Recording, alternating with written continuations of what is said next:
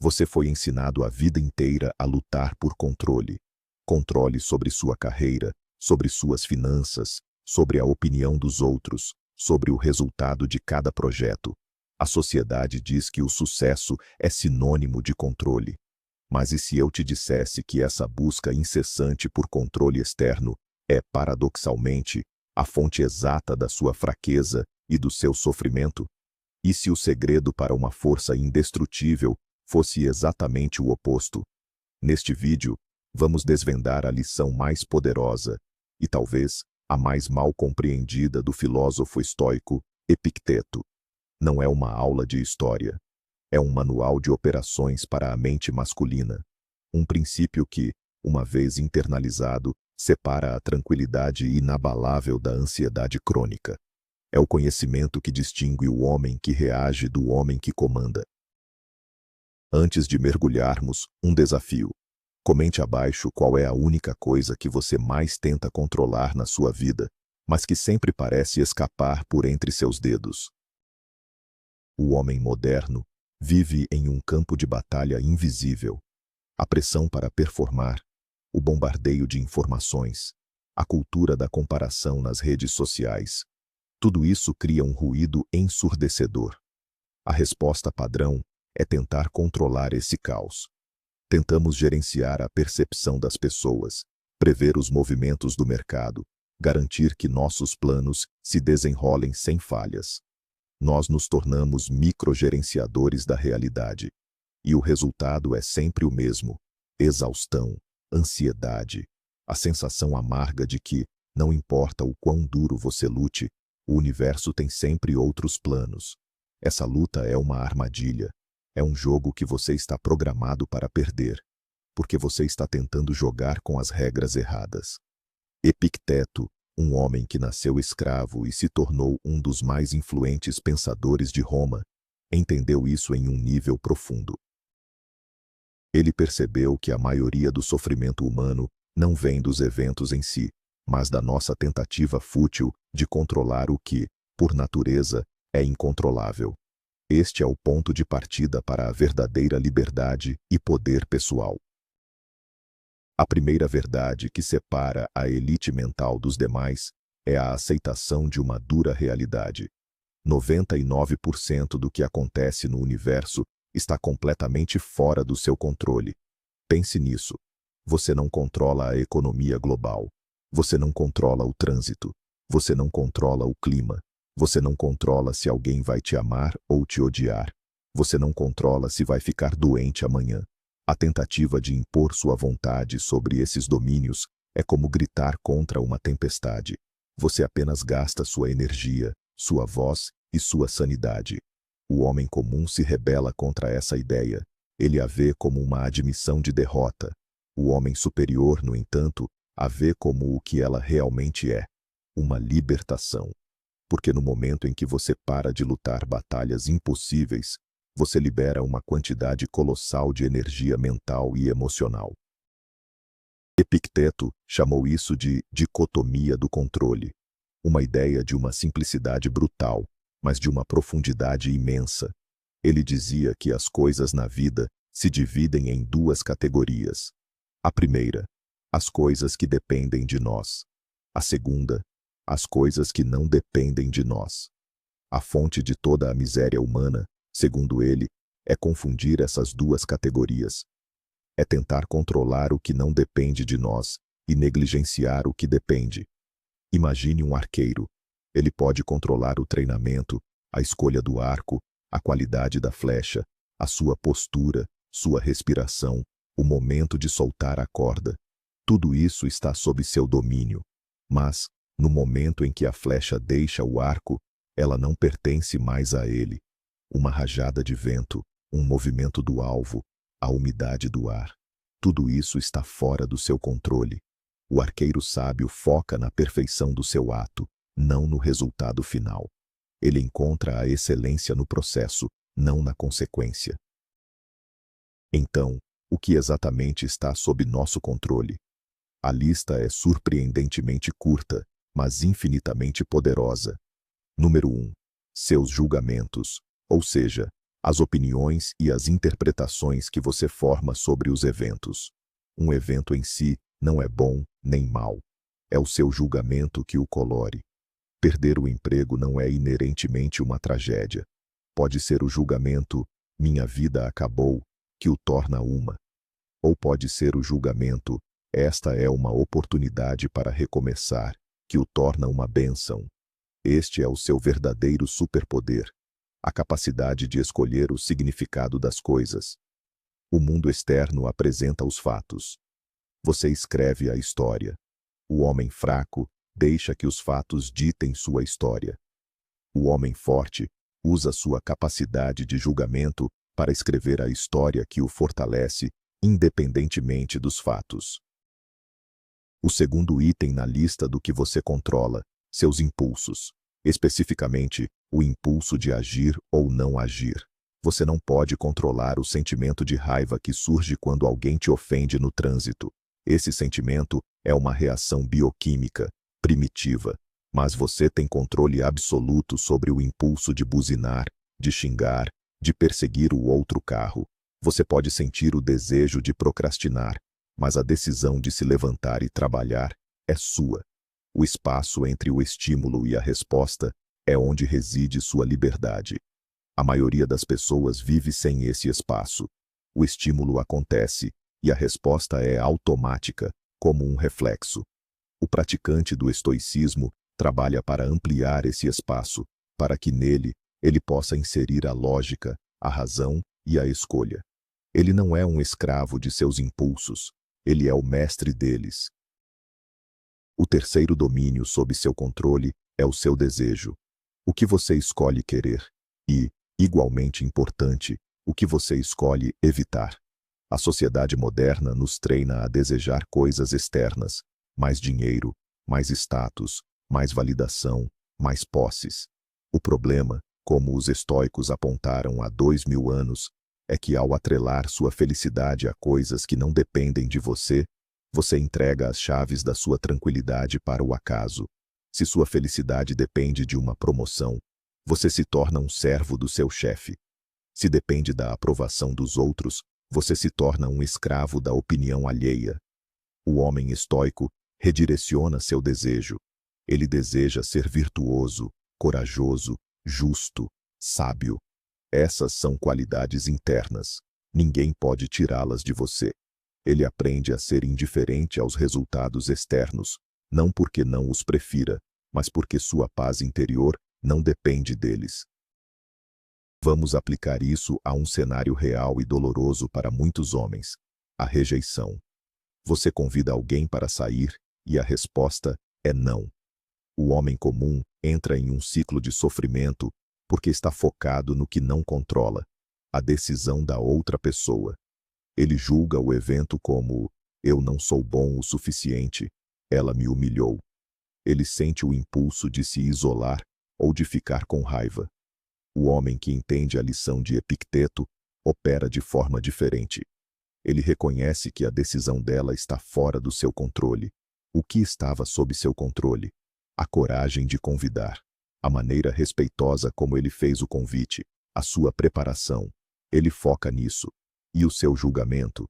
Em vez de fui rejeitado, ele pode escolher: nossos caminhos não se alinham neste momento, ou eu pratiquei a coragem e isso é uma vitória em si.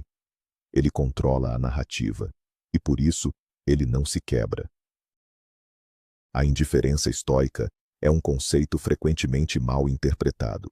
Não se trata de se tornar um robô sem emoções.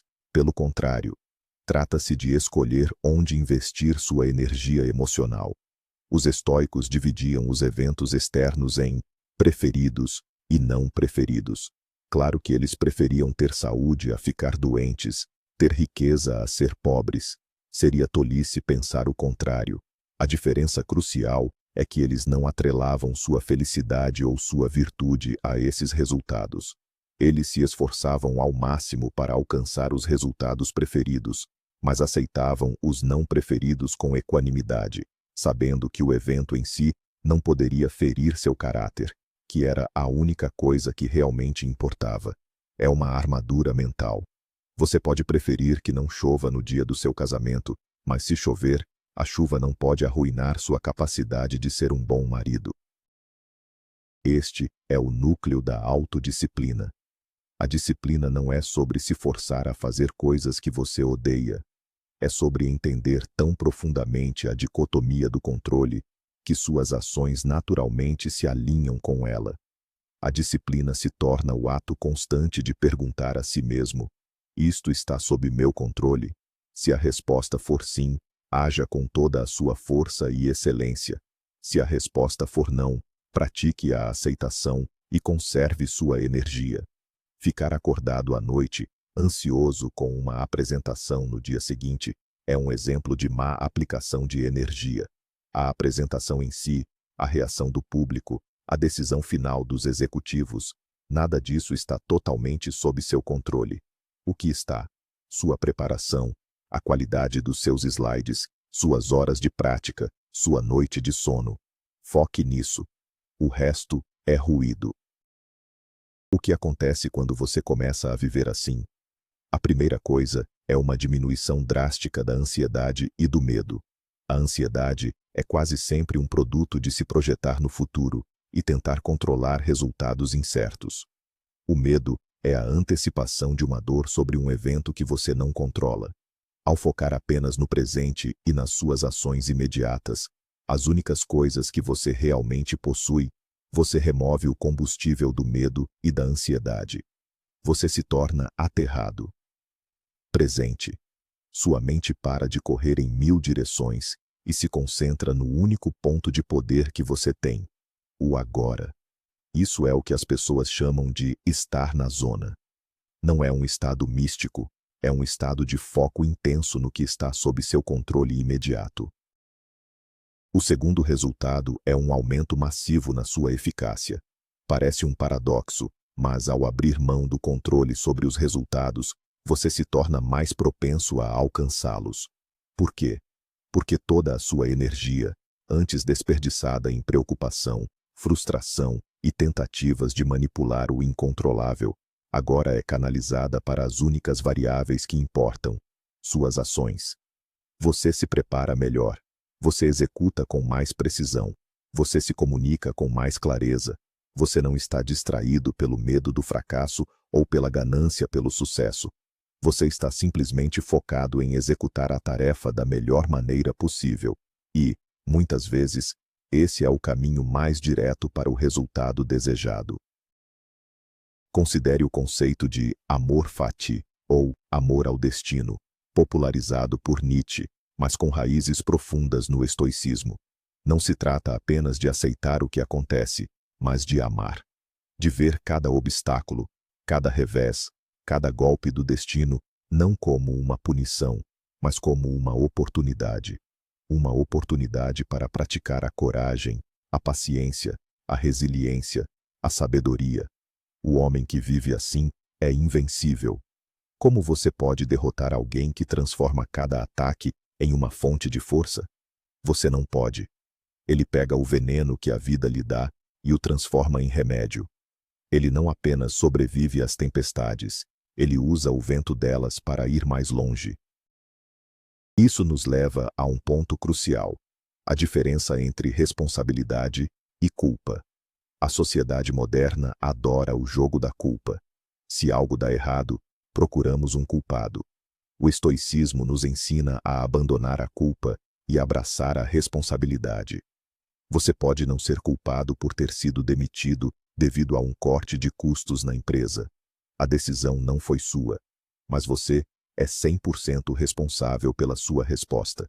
Você vai se afundar na autocomiseração ou vai atualizar seu currículo e começar a procurar novas oportunidades?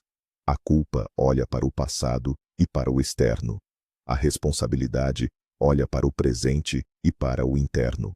Um homem de verdade não perde tempo com a culpa. Ele assume a responsabilidade por seu domínio. Suas ações a partir de agora. Como começar a praticar isso hoje? Comece pequeno. Observe suas reações ao longo do dia. O trânsito está lento? Observe a frustração surgir. Pergunte a si mesmo: O fluxo de carros está sob meu controle? A resposta é óbvia. O que está sob meu controle? Minha respiração, a música que eu ouço, o podcast educativo que posso colocar para tocar, minha decisão de não deixar que isso estrague meu humor. Cada pequeno aborrecimento do dia é um ginásio para treinar sua mente estoica. Cada frustração é um sparring partner. Não fuja deles. Use-os. Cada vez que você escolhe uma resposta consciente em vez de uma reação automática, você fortalece esse músculo mental. Outra ferramenta poderosa é a visualização negativa, ou premeditatio malorum. Não se trata de pessimismo, trata-se de preparação mental. Pela manhã, reserve 1 minuto para contemplar as coisas que podem dar errado durante o dia. Seu chefe pode ser rude, um projeto pode falhar. Você pode perder sua carteira. Ao visualizar esses cenários, você faz 2 coisas. Primeiro, você se prepara emocionalmente. Se algo acontecer, não será um choque total. Segundo, você se lembra de que sua capacidade de lidar com isso de forma virtuosa está sob seu controle. Você ensaia sua resposta estoica. É como um treinamento de incêndio para a alma. Quando o alarme real soar, você não entra em pânico. Você sabe o que fazer. É importante entender que isso não é uma busca pela perfeição. Haverá dias em que você vai reagir mal, dias em que a frustração vai vencer, dias em que você vai se pegar tentando controlar o incontrolável. O próprio Marco Aurélio, o imperador filósofo, escrevia em suas meditações sobre suas próprias falhas diárias. O objetivo não é ser um sábio estoico, perfeito e sem falhas. O objetivo é o progresso. É ser um pouco melhor hoje do que você foi ontem. É sobre o esforço contínuo, a prática. O caminho é o destino. A luta para aplicar esses princípios é, em si, a vitória. Essa mentalidade transforma radicalmente seus relacionamentos. Quantos conflitos surgem da tentativa de controlar o parceiro, os amigos, os filhos? Tentamos mudar suas opiniões, seus hábitos, seus sentimentos. É uma receita para o desastre. A abordagem estoica é focar em ser o melhor parceiro, o melhor amigo, o melhor pai que você pode ser. Você controla suas palavras, suas ações, sua paciência, sua empatia. Você não controla como a outra pessoa irá receber isso. Você oferece o seu melhor e aceita a resposta deles como uma informação sobre a realidade, não como um referendo sobre o seu valor. Isso cria relacionamentos baseados na liberdade e no respeito, não na coação e na frustração. No ambiente profissional, essa filosofia é uma arma secreta. O local de trabalho é um caldeirão de egos, políticas e incertezas. O homem que se desespera com a injustiça de uma promoção perdida ou com a irracionalidade de um chefe está gastando energia no lugar errado. O homem que aplica a dicotomia do controle foca em seu trabalho, na qualidade de suas entregas, na sua integridade, na sua capacidade de colaborar e de liderar pelo exemplo. Ele se torna uma rocha de estabilidade em meio ao caos. As pessoas são atraídas por essa solidez. Ele não busca o poder controlando os outros. O poder flui para ele porque ele é o mestre de si mesmo. Pense na liberdade que isso proporciona. A liberdade da necessidade de aprovação. Se a opinião dos outros não está sob seu controle, por que se angustiar com ela? Você deve ouvir o feedback como um dado, mas o seu auto-julgamento, a avaliação do seu próprio caráter. Essa pertence a você e somente a você. Liberdade da ansiedade sobre o futuro. Se o futuro não está sob seu controle, por que sofrer por ele? Prepare-se da melhor forma que puder. Isso está sob seu controle, e então aceite o que vier. É a diferença entre ser uma folha ao vento, levada por cada rajada de opinião e circunstância, e ser uma montanha, que permanece firme enquanto os ventos e as nuvens passam.